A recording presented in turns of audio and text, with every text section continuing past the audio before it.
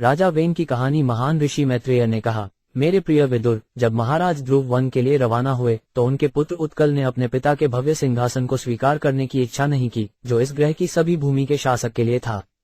उत्कल अपने जन्म से ही पूरी तरह से संतुष्ट और दुनिया के प्रति अनासक्त था। वह था सुसज्जित, क्योंकि वह सब कुछ परमात्मा में स्थित देख सकता था और परमात्मा प्रत्येक के हृदय में विद्यमान था। सड़क पर कम बुद्धिमान व्यक्तियों को उत्कल मूर्ख, अंधा, गूंगा, बहरा और पागल लगता था, हालांकि वास्तव में वह ऐसा नहीं था। वह राख से ढकी आग की तरह रहा, बिना ज्वाला के। इस कारण मंत्रियों और परिवार के सभी बुजुर्ग सदस्यों ने उत्कल को बुद्धिहीन और वास्तव में पागल समझा। इस प्रकार उसका छोटा भाई, जिसका नाम भरामरी का पुत्र वत्सर था, को शाही सिंहासन पर बैठाया गया और वह देश का राजा बना। दुनिया। राजा अंग इस वंश के वंशजों में से एक थे। अंग की पत्नी सुनीता ने वेन नाम के एक पुत्र को जन्म दिया, जो बहुत कुटिल था। साधु राजा अंग वेन के बुरे चरित्र से बहुत निराश थे और वे घर और राज्य छोड़कर जंगल में चले गए। मेरे प्रिय विदुर, जब बड़े बड़े ऋषि श्राप देते हैं तो उनके शब्द वज्र के समान अजेय होते हैं। इस प्रकार जब उन्होंने क्रोध से राजा वेन को श्राप दिया तो उनकी मृत्यु हो गई। उनकी मृत्यु के बाद कोई राजा न होने के कारण सारे डाकू और चोर फले फूले, राज्य हो गया अनियमित और सभी नागरिकों को बहुत नुकसान हुआ। ये देखकर महान ऋषियों ने वेना के दाहिने हाथ को मथनी की छड़ी के रूप में लिया और उनके मंथन के परिणामस्वरूप भगवान विष्णु ने अपने आंशिक प्रतिनिधित्व में राजा पृथु, दुनिया के मूल सम्राट के रूप में अपना आगमन किया। विदुर ने ऋषि मैत्रेय से पूछा, मेरे प्रिय ब्राह्मण, राजा अंग बहुत सज्जन थे। उनका उच्च चरित्र था और वे एक साधु व्यक्तित्व और ब्राह्मणवादी संस्कृति के प्रेमी थे। ऐसा कैसे हो सकता है कि ऐसी महान आत्मा को वेन जैसा दुष्ट पुत्र मिला, जिसके कारण वह उसके प्रति उदासीन हो गया राज्य और इसे छोड़ दिया? ये कैसे हुआ कि महान संत, जो पूरी तरह से धार्मिक सिद्धांतों से परिचित थे, राजा वेन को श्राप देना चाहते थे, जो खुद दंड की छड़ी ले गए थे और इस तरह उन्हें सबसे बड़ी सजा, ब्रह्मशाप, प्रदान की? श्री मैत्रेय ने उत्तर दिया, मेरे प्रिय विदुर, एक बार महान राजा अंग ने प्रदर्शन करने की व्यवस्था की महान यज्ञ, जिसे अश्वमेध के नाम से जाना जाता है। उपस्थित सभी विशेषज्ञ ब्राह्मण जानते थे कि देवताओं को कैसे आमंत्रित करना है, लेकिन उनके प्रयासों के बावजूद कोई भी देवता उस यज्ञ में शामिल नहीं हुआ या प्रकट नहीं हुआ। यज्ञ में लगे पुजारियों ने तब राजा अंग को सूचित किया, हे राजा, हम यज्ञ में ठीक से घी चढ़ा रहे हैं, लेकिन हमारे सभी प्रयासों के बावजूद देवता इसे स्वीकार नहीं करते हैं।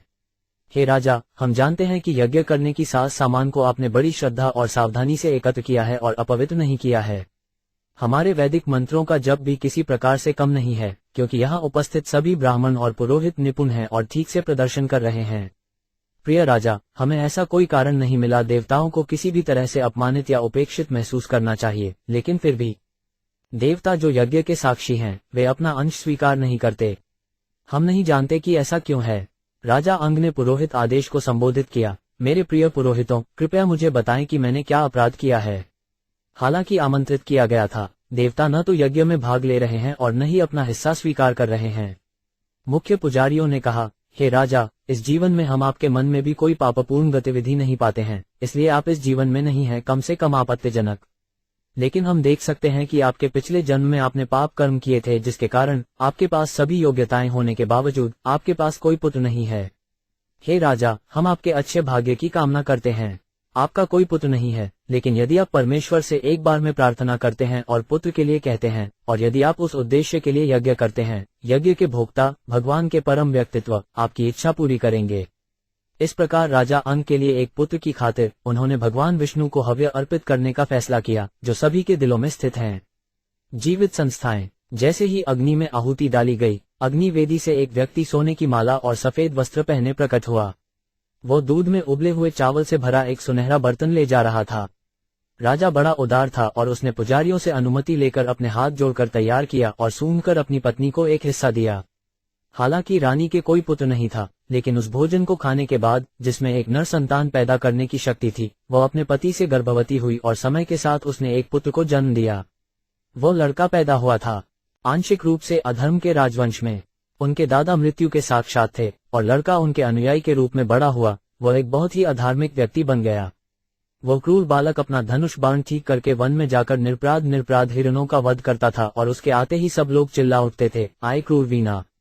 यहाँ क्रूर वेना आती है। वह लड़का इतना क्रूर था कि अपनी उम्र के छोटे लड़कों के साथ खेलते खेलते वह उन्हें बड़ी बेरहमी से मार डालता था, जैसे कि वे वध के लिए जानवर हों। क्रूर और निर्दयी देखकर राजा अंग ने अपने बेटे वेना के व्यवहार को सुधारने के लिए उसे विभिन्न तरीकों से दंडित किया, लेकिन उसे सज्जनता के मार्ग पर लाने में असमर्थ रहे। इस प्रकार वो बहुत व्यथित हो गया। राजा ने अपने मन में सोचा, जिन लोगों के कोई पुत्र नहीं है वे निश्चित रूप से भाग्यशाली हैं। उन्होंने अपने पिछले जन्मों में भगवान की पूजा की होगी ताकि उन्हें एक बुरे पुत्र के कारण होने वाले असहनीय दुख का सामना न करना पड़े। पापी पुत्र व्यक्ति की प्रतिष्ठा को धूमिल कर देता है। घर में उसकी अधार्मिक गतिविधियां सभी के बीच अधर्म और झगड़े का कारण बनती हैं, और यह केवल अंतहीन चिंता पैदा करता है। यदि वो विचारशील और बुद्धिमान है तो कौन ऐसा निकम्मा पुत्र चाहेगा? ऐसा पुत्र और कुछ नहीं बल्कि जीव के लिए माया का बंधन है, और वह किसी के घर को दयनीय बना देता है। तब राजा ने सोचा, एक बुरा बेटा एक अच्छे बेटे से बेहतर है, क्योंकि एक अच्छा बेटा घर के प्रति आसक्ति पैदा करता है, जबकि एक बुरा बेटा नहीं करता। एक बुरा बेटा नारकीय घर बनाता है, जिससे एक बुद्धिमान व्यक्ति स्वाभाविक रूप से बहुत आसानी से अलग हो जाता है। ऐसा सोचकर राजा अंग को रात को नींद नहीं आई। वो पूरी तरह बन गया गृहस्थ जीवन के प्रति उदासीन।